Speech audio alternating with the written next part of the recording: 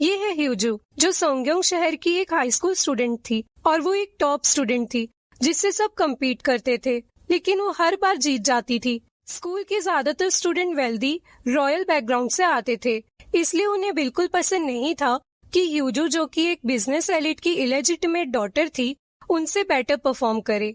फिर भी ह्यूजू ने कभी नेगेटिविटी को अपने ऊपर हावी होने नहीं दिया और हर मौके पर अपने लिए स्टैंड लिया।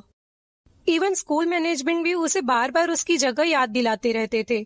ग्रेजुएशन के बाद ह्यूजू अपने डैड के एक बिजनेस कैसल ब्यूटी को हैंडल करती है और हर बार अपने भाई की कंपनी को बीट कर देती है, लेकिन इस बार उसका भाई तेजू चीप और डर्टी ट्रिक्स यूज करता है ताकि वो ह्यूजू को हरा सके। लेकिन ह्यूजू बहुत स्मार्ट होती है।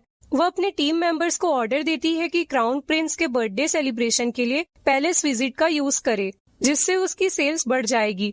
उसके काम करने के तरीके से क्लियर है कि वो हारना बिल्कुल भी पसंद नहीं करती।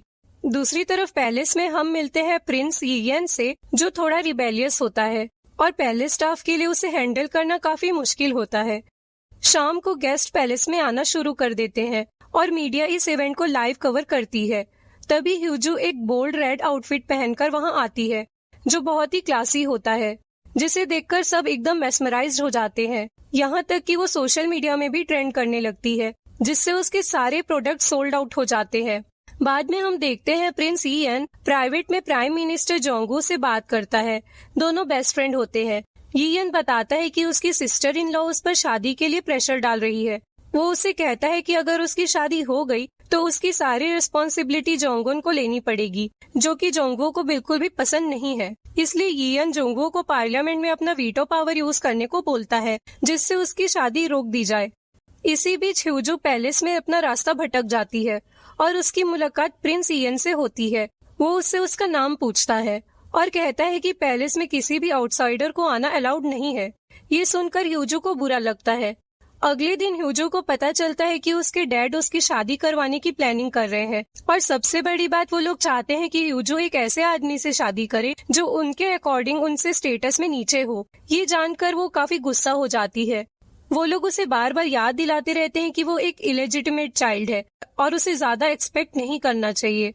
अब अपने कंपनी में वापस आकर ह्यूजू एक बोल्ड आइडिया सोचती है, क्यों न किसी रॉयल फैमिली मेंबर से शादी कर ली जाए। तभी उसकी नजर सीधा प्रिंस यियन पर जाकर रुकती है, जो क्राउन प्रिंस की पार्टी के आउटफिट की वजह से ट्रेंडिंग में था। वो डिसाइड करती है कि वो उससे रॉयल ऑडियंस रिक्वेस्ट भेजेगी।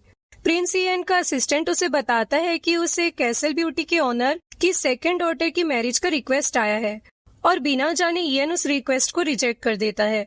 फिर भी ह्यूजू हार नहीं मानती और वो उसे अलग अलग नाम से रिक्वेस्ट भेजती है, लेकिन यियन हर बार उसके रिक्वेस्ट को रिजेक्ट कर देता है।